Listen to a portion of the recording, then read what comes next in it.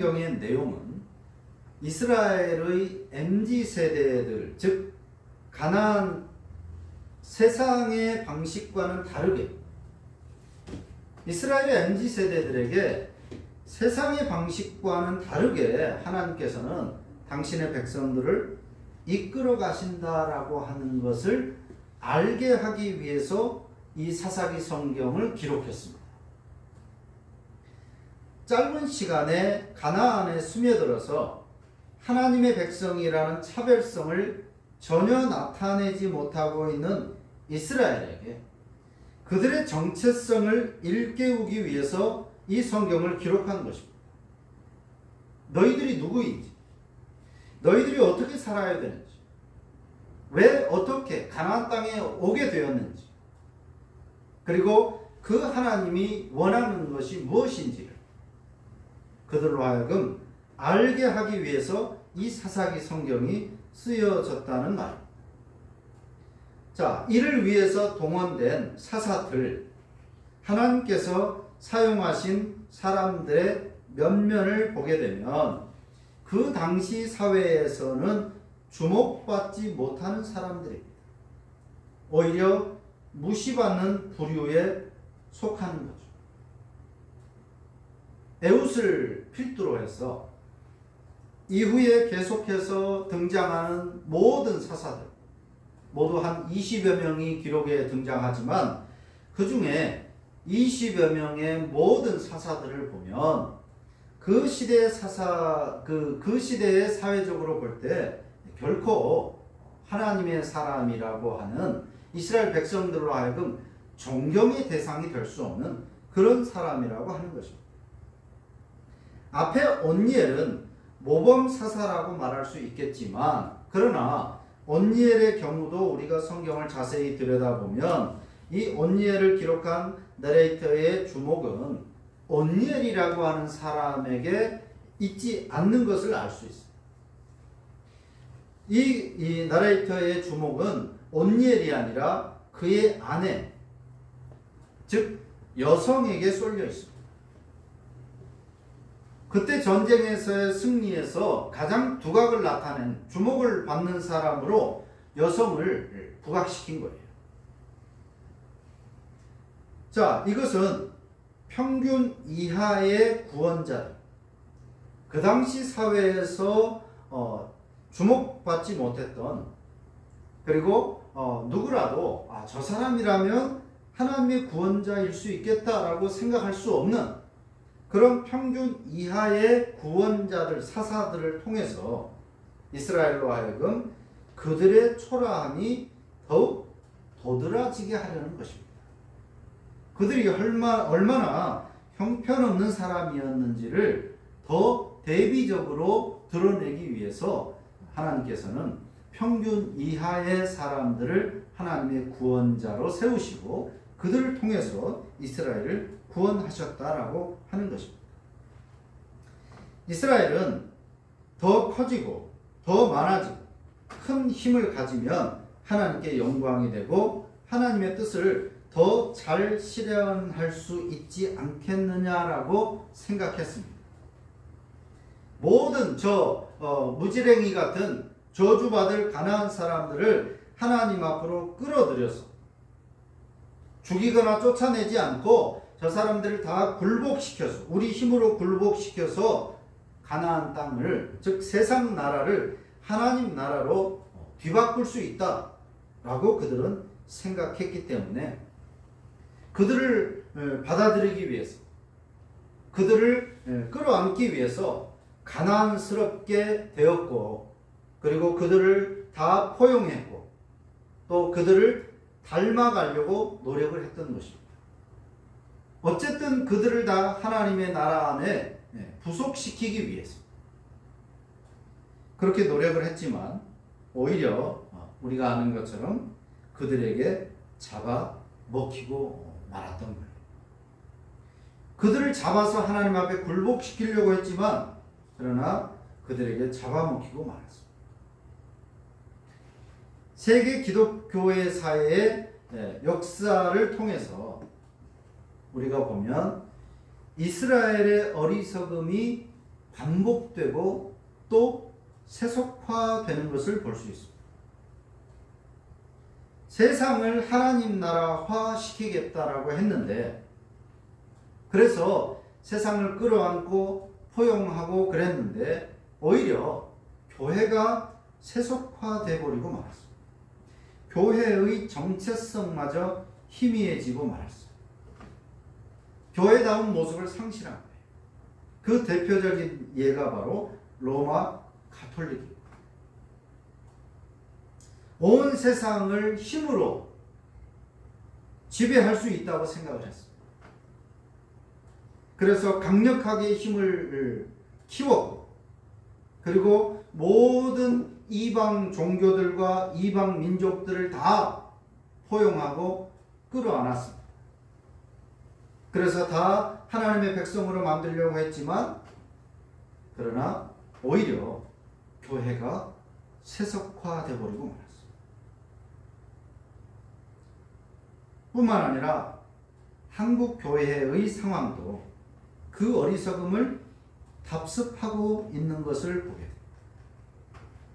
지금 우리들의 사회에서 유명한 목사, 그리고 큰 힘을 가진 대형 교회들 모두가 세상을 복음화시키려고 했던 그들의 초심은 의심할 여지가 없습니다.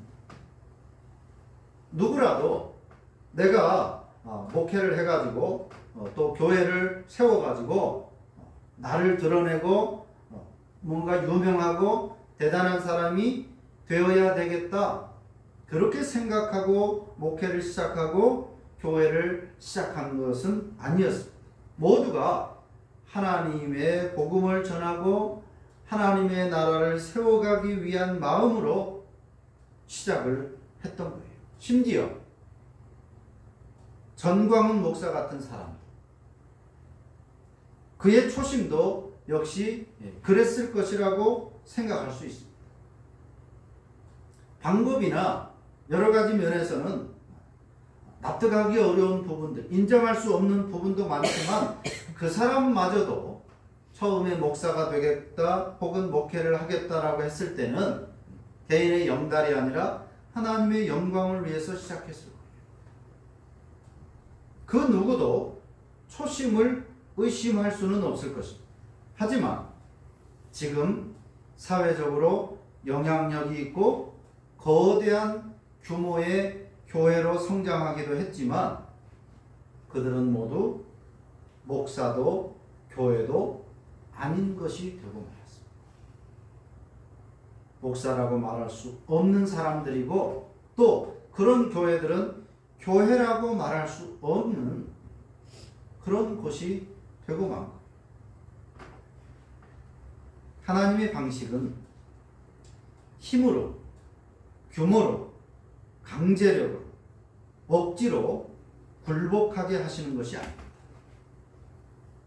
그것은 바벨나라, 곧 세상나라의 방식인 것입니다. 하나님의 방식은 말씀에 대해서 자발적인 순종, 그로 인한 섬김과 사랑으로 하나님의 나라를 확장해 가는 것입니다. 그래서 하나님이 세우시는 사람은 교만하지 않고 자신을 내세우지 않고 모든 공로를 하나님께 돌리는 그런 사람이고 또 그런 교회인 것입니다. 애초에 대단한 사람을 불러서 하나님께서 하나님의 일을 진행하시는 것이 아니었어요. 역사를 통해서 성경에서 그런 것을 볼 수가 없습니다. 아브라함도 아주 초라하게 시작을 했습니다. 다윗도 그랬고, 모든 성경에서 하나님이 사용하신 사람들, 또 오늘 성경에 나오는 사사들도 그들의 시작은 언제나 그 당시 사회적으로 볼 때 평균 이하의 사람들입니다. 아무도 내가 하나님의 사람으로 세울만 하지 않냐라고 자발적으로 나선 사람들이 없는 거예요. 세상적인 관점에서는 부족해 보이고 별 볼 일 없을 것 같은 그런 사람, 그런 교회가 하나님의 쓰임을 받는 것입니다. 그런데 시작은 그런데 본성적으로 악한 인간은 무언가를 조금만 가져도 그것을 빌미로 나를 내세우려고 하고 군림하려고 하고 그 기득권을 주장하려고 하기 때문에, 누구라도 인간은 그런 본성을 가지고 있기 때문에 참된 하나님의 사람들은 의도적으로, 의식적으로 커지지 않으려고 해야 되는 것이고, 많은 것을 소유하지 않으려고 해야 되는 거예요. 앞에서도 말한 것처럼 이름만 대면 알 수 있는, 그리고 사회적으로 대단한 영향력을 가지고 있는 목사들도 다들 그렇게 시작을 했습니다. 내가 교회를 키워서 내 명성을, 내 이름을 높이려고 하지 않을 것이다. 이 사회를 섬기고 하나님의 영광을 높이 드러내려고 할 것이다. 나는 나 자신을 위해, 내 영광을 위해서 뭔가를 취득하지 않을 거다. 다들 그렇게 시작했지만 인간의 본성은 그렇게 유지될 수가 없다는 거예요.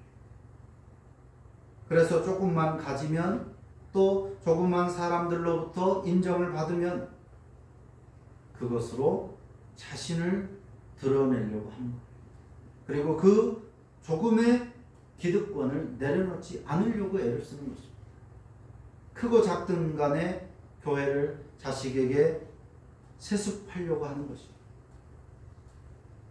그리고 개인의 이름으로 땅을 사고 수억의 퇴직금을 받고, 그리고 계속해서도 영향력을 행사하려고 하고, 이렇게 변질되는 거예요. 이건 그 사람이 특별나서가 아니라 모든 인간의 본성이 그런 거예요. 그렇기 때문에 의식적으로 커지지 않으려고, 많은 것을 가지지 않으려고 해야 돼요. 자발적으로 가난해지려고 해야 돼요. 사도 바울처럼. 그것을 가지면 어쩔 수 없이 죄된 본성이 살아나기 때문에.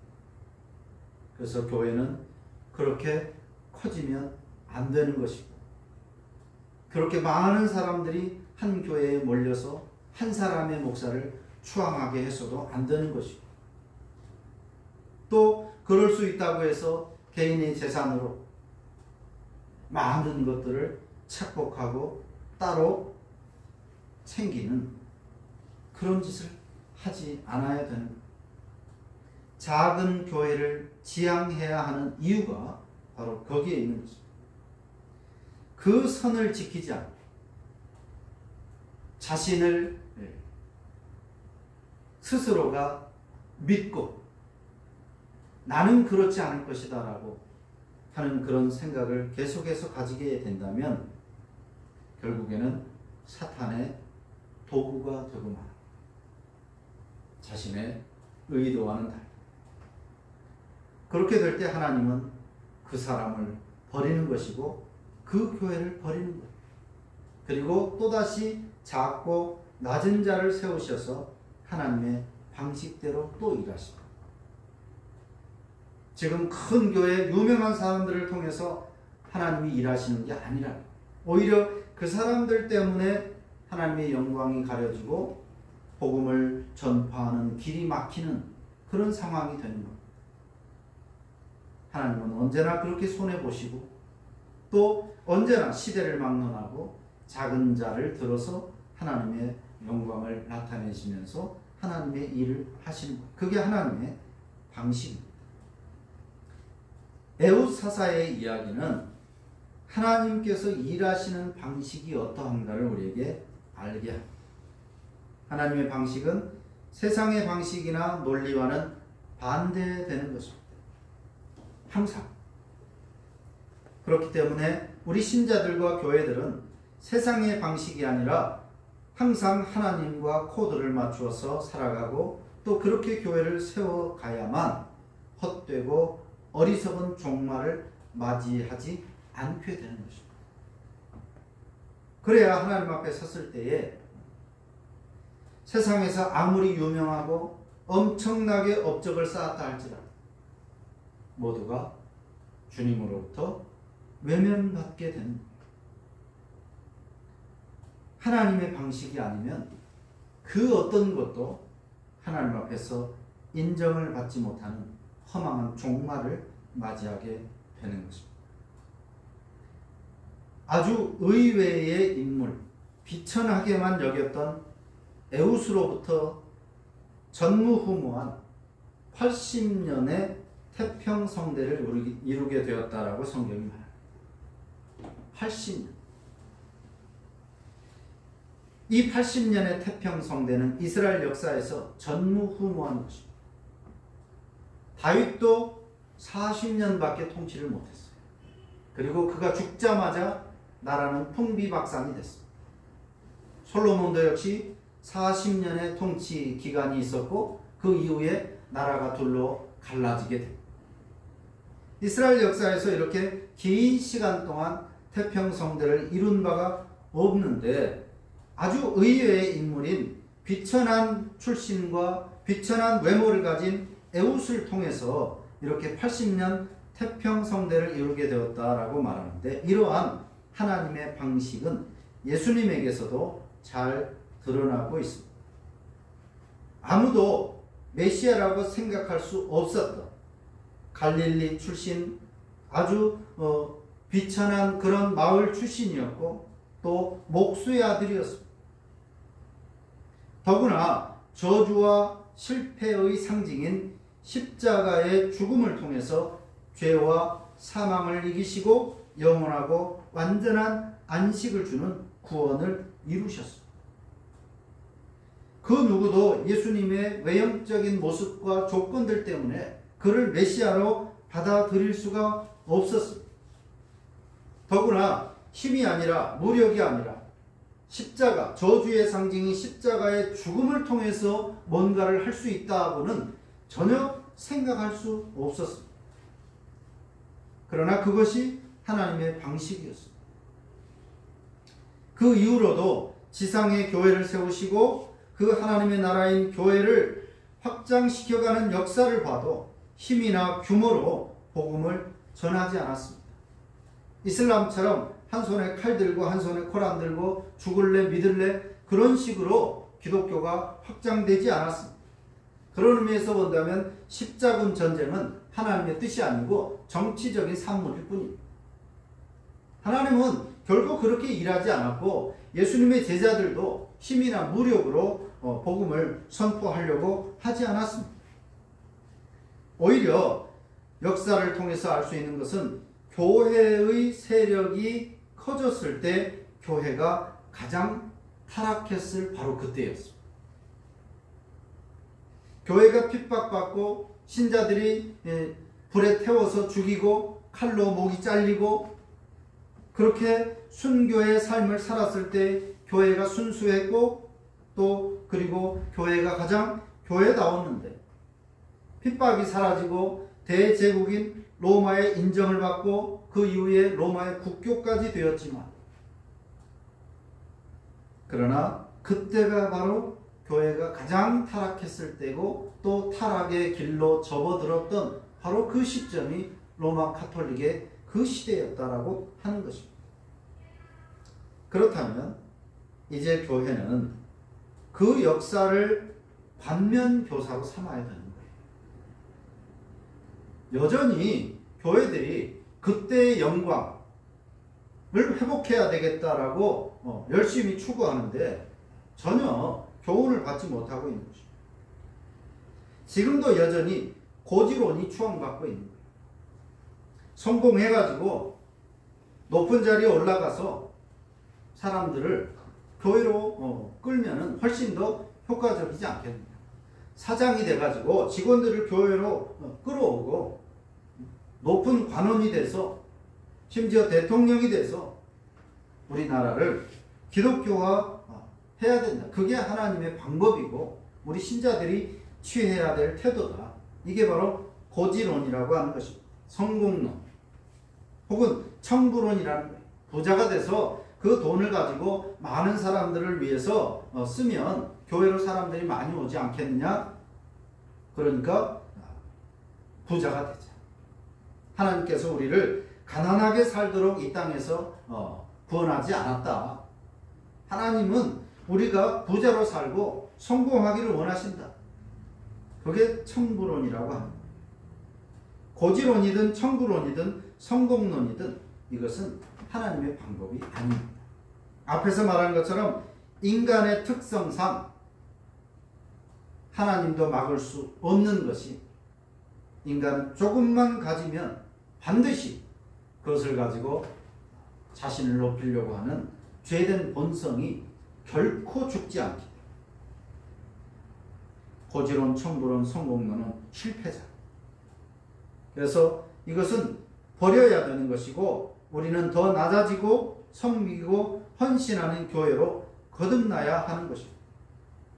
외형을 확장하는 그런 부흥이 아니라 우리 사회를 향한 섬김과 헌신, 곧 사랑의 확장인 부흥을 힘써야 되는 것입니다. 교회는 반드시 부흥해야 되지만 그 부흥이라고 하는 것은 외형 확장의 부흥이 아니라 사랑의 확장, 섬김의 확장인 바로 그런 부흥을 우리가 힘써야 되는 거예요. 그것이 참 교회됨의 회복이고 교회의 주인 되신 예수님의 뜻을 따르는 것입니다. 사도 바울은 바로 그 하나님의 방식에 대해서 이미 우리에게 말해 주었습니다. 고린도전서 1장 26절부터 29절의 말씀입니다. 형제들아 너희를 부르심을 보라. 육체를 따라 지혜 있는 자가 많지 아니하며 능한 자가 많지 아니하며 문벌 좋은 자가 많지 아니하다.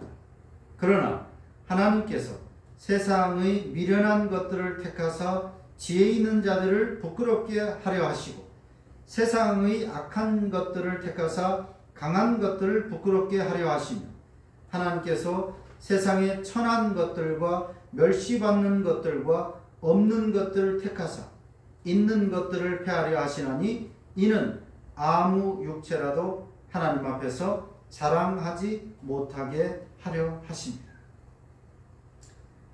성경은 이렇게 하나님의 방식을 우리 교회들에게 이미 말씀한 바가 있는데 우리 신자들과 교회들은 하나님의 방식이 아니라 세상의 방식으로 살려고 세상의 방식으로 복음을 전하려고 하고 세상의 방식으로 교회를 부흥시키려고 하는 이런 모순된 상황 가운데 있는 것입니다.